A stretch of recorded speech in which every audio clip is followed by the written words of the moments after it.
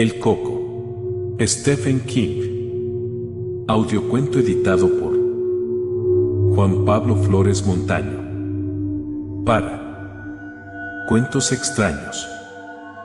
Weird Tales. El Coco. Recurro a usted porque quiero contarle mi historia, dijo el hombre acostado sobre el diván del Dr. Harper. El hombre era Lester Billings, de Waterbury, Connecticut.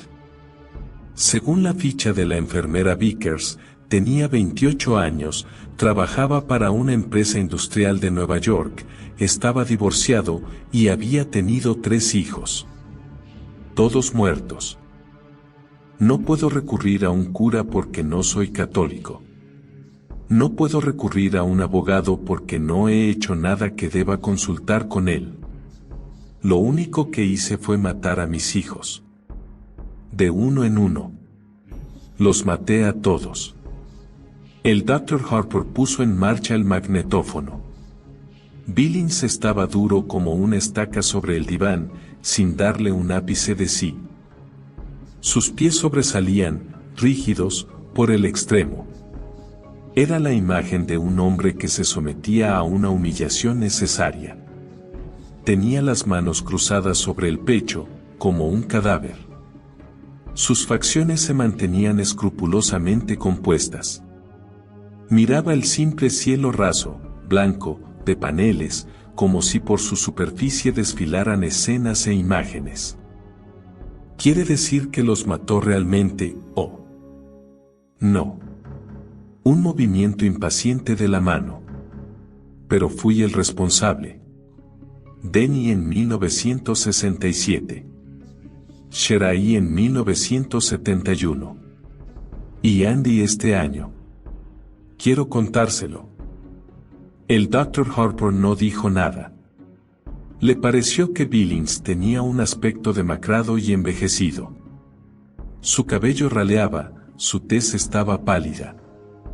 Sus ojos encerraban todos los secretos miserables del whisky. Fueron asesinados, ¿entiende? Pero nadie lo cree. Si lo creyeran, Lodo se arreglaría. ¿Por qué? ¿Por qué? Billings se interrumpió y se irguió bruscamente sobre los codos, mirando hacia el otro extremo de la habitación. ¿Qué es eso?, bramó. Sus ojos se habían entrecerrado, reduciéndose a 2 tajos oscuros. ¿Qué es qué? Esa puerta.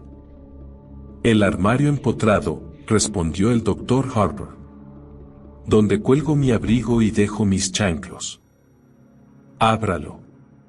Quiero ver lo que hay dentro. El Dr. Harper se levantó en silencio, atravesó la habitación y abrió la puerta. Dentro, una gabardina marrón colgaba de una de las 4 o 5 perchas. Abajo había un par de chanclos relucientes. Dentro de uno de ellos había un ejemplar cuidadosamente doblado del New York Times. Eso era todo. ¿Conforme?, preguntó el Dr. Harper. Sí. Billings dejó de apoyarse sobre los codos y volvió a la posición anterior.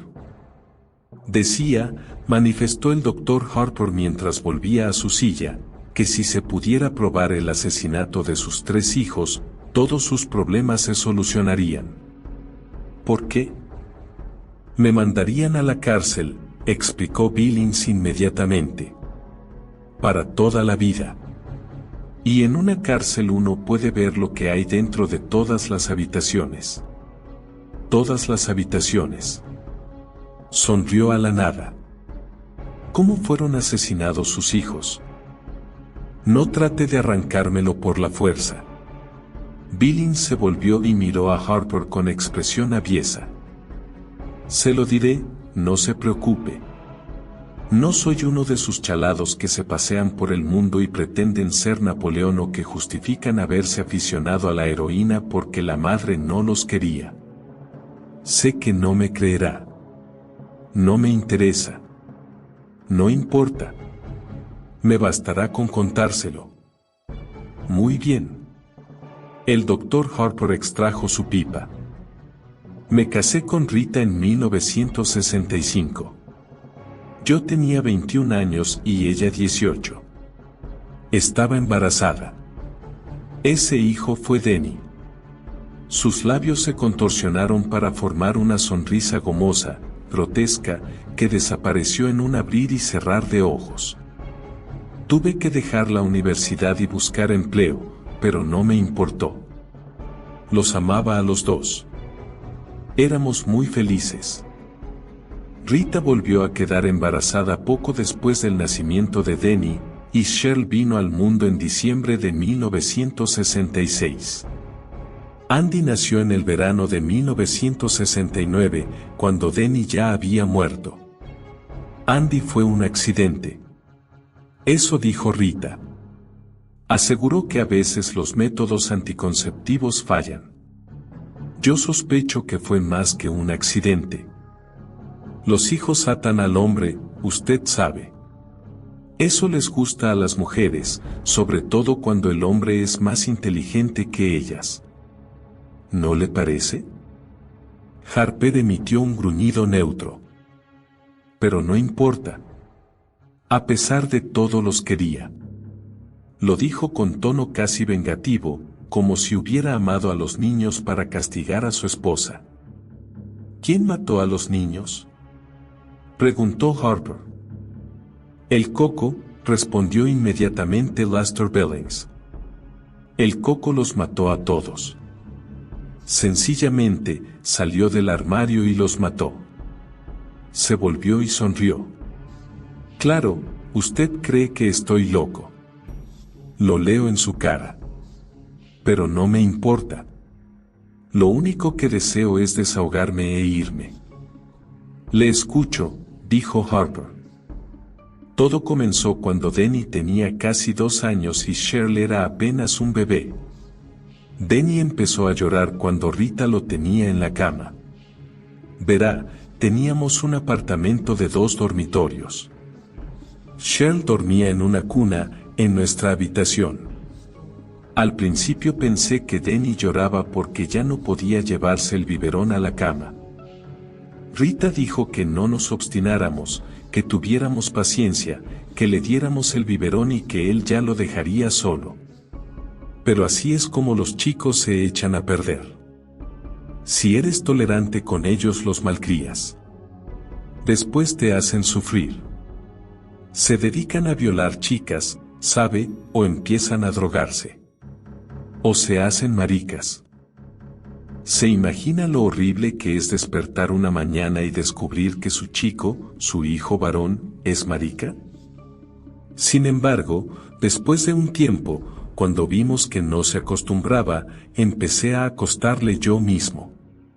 Y si no dejaba de llorar le daba una palmada. Entonces Rita dijo que repetía a cada rato luz, luz. Bueno, no sé. ¿Quién entiende lo que dicen los niños tan pequeños? Solo las madres lo saben. Rita quiso instalarle una lámpara de noche. Uno de esos artefactos que se adosan a la pared con la figura del ratón Mickey o de Huckleberry Hound o de lo que sea. No se lo permití. Si un niño no le pierde el miedo a la oscuridad cuando es pequeño, nunca se acostumbra a ella. De todos modos, murió el verano que siguió al nacimiento de Cheryl. Esa noche lo metí en la cama y empezó a llorar enseguida. Esta vez entendí lo que decía. Señaló directamente el armario cuando lo dijo.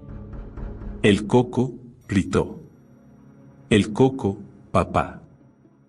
Apagué la luz y salí de la habitación y le pregunté a Rita por qué le había enseñado esa palabra al niño. Sentí deseos de pegarle un par de bofetadas, pero me contuve. Juró que nunca se la había enseñado.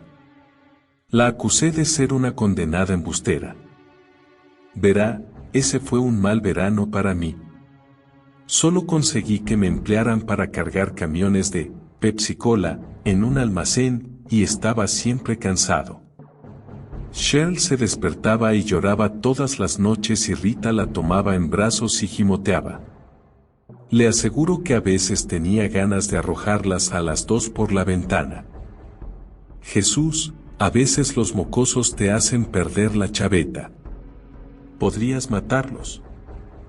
Bien, el niño me despertó a las 3 de la mañana, puntualmente. Fui al baño, medio dormido, ¿sabe? Y Rita me preguntó si había ido a ver a Denny. Le contesté que lo hiciera ella y volví a acostarme. Estaba casi dormido cuando Rita empezó a gritar. Me levanté y entré en la habitación.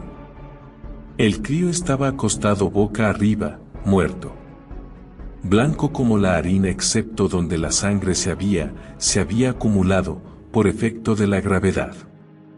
La parte posterior de las piernas, la cabeza, las nalgas. Tenía los ojos abiertos. Eso era lo peor, ¿sabe? Muy dilatados y vidriosos, como los de las cabezas de alce que algunos tipos cuelgan sobre la repisa. Como en las fotos de esos chinitos de Vietnam. Pero un crío norteamericano no debería tener esa expresión. Muerto boca arriba. Con pañales y pantaloncitos de goma porque durante las últimas 2 semanas había vuelto a orinarse encima. ¡Qué espanto! Yo amaba a ese niño. Billings meneó la cabeza lentamente y después volvió a ostentar la misma sonrisa gomosa, grotesca. Rita chillaba hasta desgañitarse. Trató de alzar a Denny y mecerlo, pero no se lo permití. A la Polly no le gusta que uno toque las evidencias. Lo sé. ¿Supo entonces que había sido el coco? Preguntó Harper apaciblemente. Oh, no. Entonces no. Pero vi algo. En ese momento no le di importancia, pero mi mente lo archivó. ¿Qué fue? La puerta del armario estaba abierta. No mucho. Apenas una rendija. Pero verá, yo sabía que la había dejado cerrada. Dentro había bolsas de plástico. Un crío se pone a jugar con una de ellas y adiós. Se asfixia. ¿Lo sabía? Sí. ¿Qué sucedió después? Billings se encogió de hombros. Lo enterramos. Miró con morbosidad sus manos, que habían arrojado tierra sobre 3 pequeños ataúdes. ¿Hubo una investigación? Claro que sí. Los ojos de Billings centellearon con un brillo sardónico. Vino un jodido matasanos con un estetoscopio y un maletín negro lleno de chicles y una zamarra robada de alguna escuela de veterinaria. Colapso en la cuna, fue el diagnóstico. ¿Ha oído alguna vez semejante disparate? El crío tenía 3 años. El colapso en la cuna es muy común durante el primer año de vida, explicó Harper puntillosamente, pero el diagnóstico ha aparecido en los certificados de defunción de niños de hasta 5 años, a falta de otro mejor. Barra inversa mierda barra inversa, espetó Billings violentamente. Harper volvió a encender su pipa. Un mes después del funeral instalamos a Shirley en la antigua habitación de Denny. Rita se resistió con uñas y dientes, pero yo dije la última palabra. Me dolió, por supuesto. Jesús, me encantaba tener a la mocosa con nosotros. Pero no hay que sobreproteger a los niños, pues en tal caso se convierten en lisiados. Cuando yo era niño mi madre me llevaba a la playa y después se ponía ronca gritando, no te internes tanto. No le metas allí. Hay corrientes submarinas. Has comido hace 1 hora. No te zambullas de cabeza. Le juro por Dios que incluso me decía que me cuidara de los tiburones. ¿Y cuál fue el resultado? Que ahora ni siquiera soy capaz de acercarme al agua. Es verdad. Si me arrimo a una playa me atacan los calambres. Cuando Denny vivía, Rita consiguió que la llevase una vez con los niños a Savon Rock. Se me descompuso el estómago. Lo sé, ¿entiende? No hay que sobreproteger a los niños. Y uno tampoco debe ser complaciente consigo mismo. La vida continúa. Cheryl pasó directamente a la cuna de Denny. Claro que arrojamos el colchón viejo a la basura. No quería que mi pequeña se llenara de microbios. Así transcurrió un año. Y una noche, cuando estoy metiendo a Cheryl en su cuna, empieza a aullar y chillar y llorar. El coco, papá, el coco, el coco. Eso me sobresaltó. Decía lo mismo que Denny. Y empecé a recordar la puerta del armario, apenas entreabierta cuando lo encontramos. Quise llevarla por esa noche a nuestra habitación. ¿Y la llevó? No. Billings se miró las manos y sus facciones se convulsionaron. ¿Cómo podía confesarle a Rita que me había equivocado? Tenía que ser fuerte. Ella había sido siempre una marioneta. Recuerde con cuánta facilidad se acostó conmigo cuando aún no estábamos casados. Por otro lado, dijo Harper, recuerde con cuánta facilidad usted se acostó con ella. Billings, que estaba cambiando la posición de sus manos, se puso rígido y volvió lentamente la cabeza para mirar a Harper. ¿Pretende tomarme el pelo? Claro que no, respondió Harper. Entonces deje que lo cuente a mi manera, espetó Billings. Estoy aquí para desahogarme. Para contar mi historia. No hablaré de mi vida sexual, si es eso lo que usted espera. Rita y yo hemos tenido una vida sexual muy normal, sin perversiones. Sé que a algunas personas les excita hablar de eso, pero no soy una de ellas. De acuerdo, asintió Harper. De acuerdo, repitió Billings, con ofuscada arrogancia. Parecía haber perdido el hilo de sus pensamientos, y sus ojos se desviaron, inquietos, hacia la puerta del armario, que estaba herméticamente cerrada. ¿Prefiere que la abra?, preguntó Harper. No. Se apresuró a exclamar Billings. Lanzó una risita nerviosa. ¿Qué interés podría tener en ver sus chanclos? Y después de una pausa, dijo. El coco la mató también a ella. Se frotó la frente, como si estuviera ordenando sus recuerdos. Un mes más tarde. Pero antes sucedió algo más. Una noche oí un ruido ahí dentro. Y después Cheryl gritó. Abrí muy rápidamente la puerta, la luz del pasillo estaba encendida, y ella estaba sentada en la cuna, llorando, y algo se movió. En las sombras, junto al armario. Algo se deslizó. ¿La puerta del armario estaba abierta? Un poco. Solo una rendija. Billings se humedeció los labios. Cheryl hablaba a gritos del coco. Y dijo algo más que sonó como, garras. Solo que ella dijo, galas, sabe. A los niños les resulta difícil pronunciar la R. Rita vino corriendo y preguntó qué sucedía. Le contesté que la habían asustado las sombras de las ramas que se movían en el techo. ¿Galochas?, preguntó Harper. Galas, galochas. Son una especie de chanclos. Quizás había visto las galochas en el armario y se refería a eso. Quizá, murmuró Billings. Quizás se refería a eso. Pero yo no lo creo. Me pareció que decía, garras. Sus ojos empezaron a buscar otra vez la puerta del armario. Garras, largas garras, su voz se había reducido a un susurro. ¿Miró dentro del armario? Ese sí.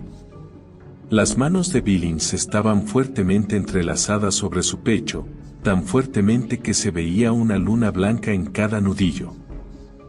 ¿Había algo dentro? ¿Vio al? No vi nada. Chilló Billings de súbito. Y las palabras brotaron atropelladamente, como si hubieran arrancado un corcho negro del fondo de su alma. Cuando murió la encontré yo, verá. Y estaba negra. Completamente negra. Se había tragado la lengua y estaba negra como una negra de un espectáculo de negros, y me miraba fijamente. Sus ojos parecían los de un animal embalsamado, muy brillantes y espantosos, como canicas vivas, como si estuvieran diciendo, me pilló, papá, tú dejaste que me pillara, tú me mataste, tú le ayudaste a matarme. Su voz se apagó gradualmente. Un solo lagrimón silencioso se deslizó por su mejilla. Fue una convulsión cerebral, ¿sabe? A veces le sucede a los niños. Una mala señal del cerebro. Le practicaron la autopsia en Harvard y nos dijeron que se había asfixiado al tragarse la lengua durante una convulsión. Y yo tuve que volver solo a casa porque Rita se quedó allí, bajo el efecto de los sedantes. Estaba fuera de sí. Tuve que volver solo a casa, y sé que a un crío no le atacan las convulsiones por una alteración cerebral. Las convulsiones pueden ser el producto de un susto. Y yo tuve que volver solo a la casa donde estaba eso. Dormí en el sofá, susurró. Con la luz encendida. ¿Sucedió algo? Tuve un sueño, contestó Billings. Estaba en una habitación oscura y había algo que yo no podía ver bien. Estaba en el armario. Hacía un ruido viscoso. Me recordaba un cómic que había leído en mi infancia. Cuentos de la cripta, ¿lo conoce? Jesús. Había un personaje llamado Graham Engels, capaz de invocar a los monstruos más abominables del mundo, y a algunos de otros mundos. De todos modos, en este relato una mujer ahogaba a su marido, ¿entiende? Le ataba unos bloques de cemento a los pies y lo arrojaba a una cantera inundada. Pero él volvía. Estaba totalmente podrido y de color negro verdoso y los peces le habían devorado un ojo y tenía algas enredadas en el pelo. Volvía y la mataba. Y cuando me desperté en mitad de la noche, pensé que lo encontraría inclinándose sobre mí. Con garras, largas garras. El Dr. Harper consultó el reloj digital embutido en su mesa. Lester Billings estaba hablando desde hacía casi media hora. Cuando su esposa volvió a casa, dijo, ¿cuál fue su actitud respecto a usted? Aún me amaba, respondió Billings orgullosamente. Seguía siendo una mujer sumisa. Ese es el deber de la esposa, ¿no le parece? La liberación femenina solo sirve para aumentar el número de chalados. Lo más importante es que cada cual sepa ocupar su lugar. Su sitio en la vida. Eso es. Billings hizo chasquear los dedos. Y la mujer debe seguir al marido. Durante los primeros 4 o 5 meses que siguieron a la desgracia estuvo bastante mustia, arrastraba los pies por la casa, no cantaba, no veía la TV, no reía. Yo sabía que se sobrepondría. Cuando los niños son tan pequeños, uno no llega a encariñarse tanto. Después de un tiempo hay que mirar su foto para recordar cómo eran, exactamente. Quería otro bebé, agregó, con tono lúgubre. Le dije que era una mala idea. No de forma definitiva, sino por un tiempo. Le dije que era hora de que nos conformáramos y empezáramos a disfrutar el uno del otro. Antes nunca habíamos tenido la oportunidad de hacerlo. Si queríamos ir al cine, teníamos que buscar una babysitter. No podíamos ir a la ciudad a ver un partido de fútbol si los padres de ella no aceptaban cuidar a los críos, porque mi madre no quería tener tratos con nosotros. Denny había nacido demasiado poco tiempo después de que nos casamos, ¿entiende? Mi madre dijo que Rita era una zorra, una vulgar trotacalles. Así era como la llamaba siempre, trotacalles. ¿Qué le parece? Una vez me hizo sentar y me recitó la lista de las enfermedades que podía pescarme si me acostaba con una prostituta. Me explicó cómo un día aparecía una llaguita en el pene, y al día siguiente se estaba pudriendo. Ni siquiera aceptó venir a la boda. Billings tamborileó con los dedos sobre su pecho. El ginecólogo de Rita le vendió un chisme llamado DIU, dispositivo intrauterino. Absolutamente seguro, dijo el médico. Bastaba insertarlo en el aparato femenino, y listo. Si hay algo allí, el óvulo no se fecunda.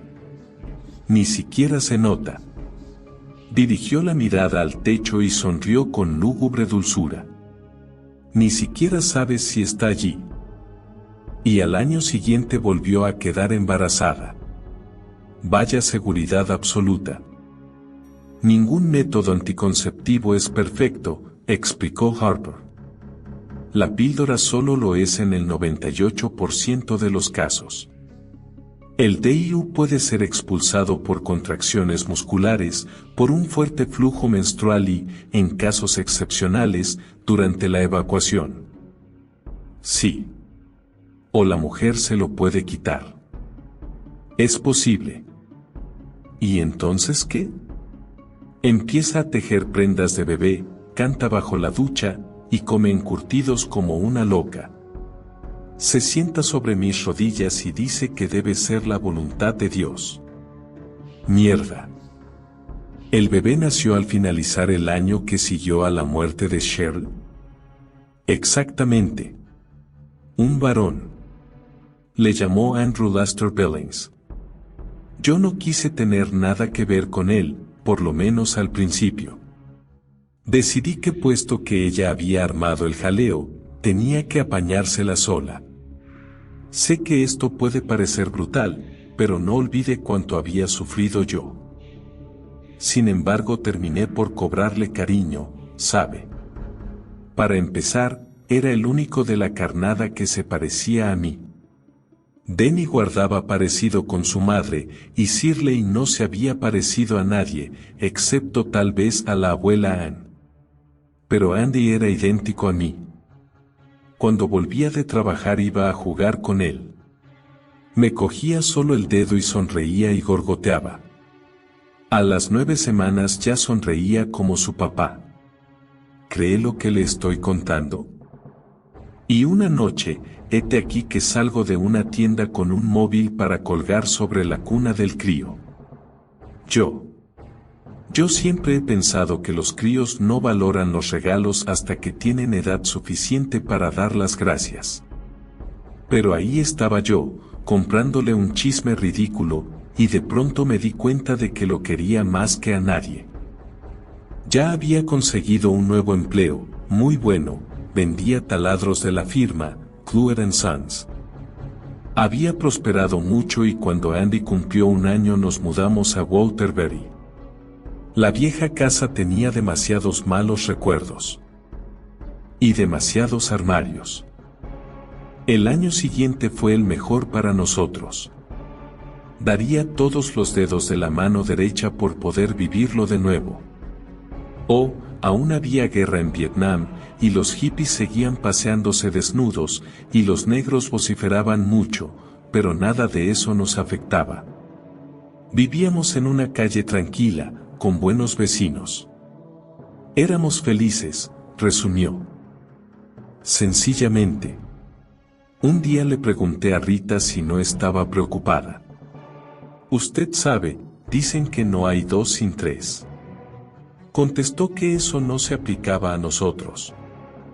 Que Andy era distinto, que Dios lo había rodeado con un círculo mágico. Billings miró al techo con expresión morbosa. El año pasado no fue tan bueno. Algo cambió en la casa. Empecé a dejar los chanclos en el vestíbulo porque ya no me gustaba abrir la puerta del armario. Pensaba constantemente, ¿y qué harás si está ahí dentro, agazapado y listo para abalanzarse apenas abras la puerta? Y empecé a imaginar que oía ruidos extraños, como si algo negro y verde y húmedo se estuviera moviendo apenas, ahí dentro. Rita me preguntaba si no trabajaba demasiado, y empecé a insultarla como antes. Me revolvía el estómago dejarlos solos para ir a trabajar, pero al mismo tiempo me alegraba salir. Que Dios me ayude, me alegraba salir. Verá, empecé a pensar que nos había perdido durante un tiempo cuando nos mudamos. Había tenido que buscamos, deslizándose por las calles durante la noche y quizá reptando por las alcantarillas. Olfateando nuestro rastro. Necesitó un año, pero nos encontró. Ha vuelto, me dije. Le apetece a Andy y le apetezco yo. Empecé a sospechar que quizás si piensas mucho tiempo en algo, y crees que existe, termina por corporizarse. Quizá todos los monstruos con los que nos asustaban cuando éramos niños, Frankenstein y el hombre lobo y la momia, existían realmente. Existían en la medida suficiente para matar a los niños que aparentemente habían caído en un abismo o se habían ahogado en un lago o tan solo habían desaparecido. Quizá. ¿Se está evadiendo de algo, señor Billings? Billings permaneció un largo rato callado. En el reloj digital pasaron 2 minutos. Por fin dijo bruscamente: Andy murió en febrero. Rita no estaba en casa. Había recibido una llamada de su padre. Su madre había sufrido un accidente de coche un día después de Año Nuevo y creían que no se salvaría. Esa misma noche Rita cogió el autobús. Su madre no murió, pero estuvo mucho tiempo, 2 meses, en la lista de pacientes graves. Yo tenía una niñera excelente que estaba con Andy durante el día. Pero por la noche nos quedábamos solos. Y las puertas de los armarios porfiaban en abrirse. Billings se humedeció los labios. El niño dormía en la misma habitación que yo. Es curioso, además. Una vez, cuando cumplió 2 años, Rita me preguntó si quería instalarlo en otro dormitorio. Spock u otro de esos charlatanes sostiene que es malo que los niños duerman con los padres, ¿entiende? Se supone que eso les produce traumas sexuales o algo parecido. Pero nosotros solo lo hacíamos cuando el crío dormía. Y no quería mudarlo. Tenía miedo, después de lo que les había pasado a Denny y a Cheryl. Pero lo mudó, ¿verdad? Preguntó el Dr. Harper. Sí, respondió Billings. En sus facciones apareció una sonrisa enfermiza y amarilla. Lo mudé. Otra pausa. Billings hizo un esfuerzo para proseguir. Tuve que hacerlo. Espetó por fin. Tuve que hacerlo. Todo había andado bien mientras Rita estaba en la casa, pero cuando ella se fue, eso empezó a envalentonarse. Giró los ojos hacia Harper y mostró los dientes con una sonrisa feroz. Oh, no me creerá. Sé qué es lo que piensa. No soy más que otro loco de su fichero. Lo sé. Pero usted no estaba allí, maldito fisgón. Una noche todas las puertas de la casa se abrieron de par en par. Una mañana, al levantarme, encontré un rastro de cieno e inmundicia en el vestíbulo, entre el armario de los abrigos y la puerta principal. ¿Eso salía? ¿O entraba? No lo sé. Juro ante Dios que no lo sé. Los discos aparecían totalmente rayados y cubiertos de limo, Los espejos se rompían, y los ruidos. Se pasó la mano por el cabello. Me despertaba a las 3 de la mañana y miraba la oscuridad y al principio me decía, es solo el reloj. Pero por debajo del tic-tac oía que algo se movía sigilosamente. Pero no con demasiado sigilo, porque quería que yo lo oyera.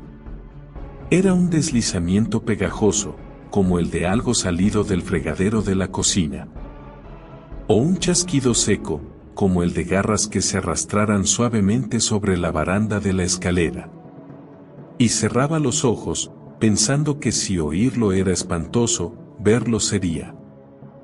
Y siempre temía que los ruidos se interrumpieran fugazmente, y que luego estallara una risa sobre mi cara, y una bocanada de aire con olor a coles rancias. Y que unas manos se cerraran sobre mi cuello. Billings estaba pálido y tembloroso. De modo que lo mudé. Verá, sabía que primero iría a buscarle a él. Porque era más débil. Y así fue. La primera vez chilló en mitad de la noche y finalmente, cuando reuní los cajones, uno, suficientes para entrar, lo encontré de pie en la cama y gritando, el coco, papá, el coco, quiero ir con papá, quiero ir con papá.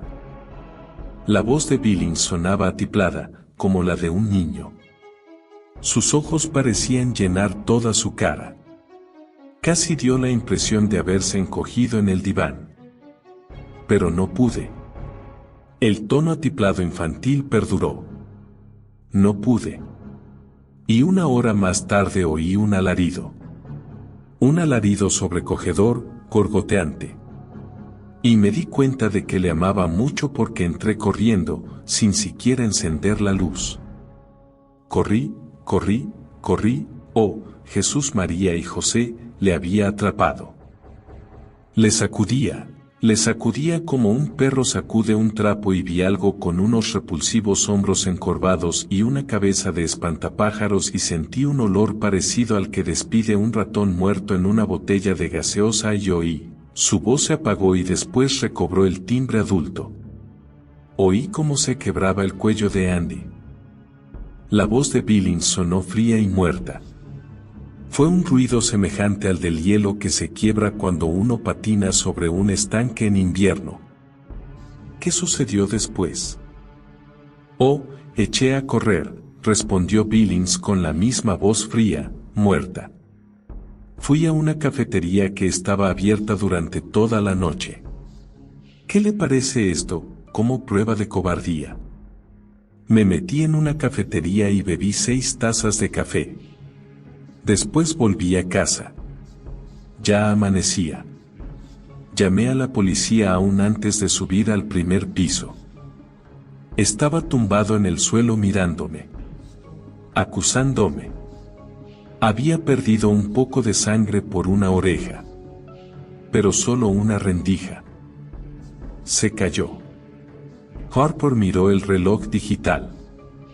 Habían pasado 50 minutos. Pídale una hora a la enfermera, dijo.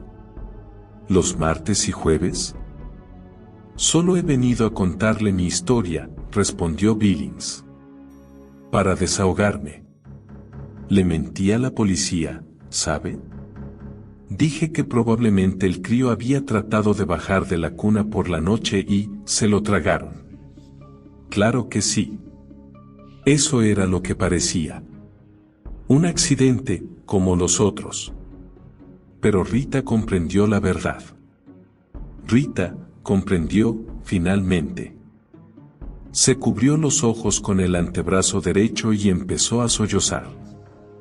Señor Billings, tenemos que conversar mucho, manifestó el doctor Harper después de una pausa. Creo que podremos eliminar parte de sus sentimientos de culpa, pero antes tendrá que desear realmente librarse de ellos. ¿Acaso piensa que no lo deseo? Exclamó Billings, apartando el antebrazo de sus ojos. Estaban rojos, irritados, doloridos. Aún no, prosiguió Harper afablemente. ¿Los martes y jueves? Maldito curandero, masculló Billings después de un largo silencio. Está bien. Está bien. Pídale hora a la enfermera, señor Billings. Adiós. Billings soltó una risa hueca y salió rápidamente de la consulta, sin mirar atrás. La silla de la enfermera estaba vacía. Sobre el secante del escritorio había un cartelito que decía, vuelvo enseguida. Billings se volvió y entró nuevamente en la consulta. Doctor, su enfermera A. No había nadie en la habitación. Pero la puerta del armario estaba abierta. Solo una pequeña rendija. ¡Qué lindo!, dijo la voz desde el interior del armario. ¡Qué lindo! Las palabras sonaron como si hubieran sido articuladas por una boca llena de algas descompuestas. Billings se quedó paralizado donde estaba mientras la puerta del armario se abría. Tuvo una vaga sensación de tibieza en el bajo vientre cuando se orinó encima. ¡Qué lindo!, dijo el coco mientras salía arrastrando los pies. Aún sostenía su máscara del Dr. Harper en una mano podrida, de garras espatuladas.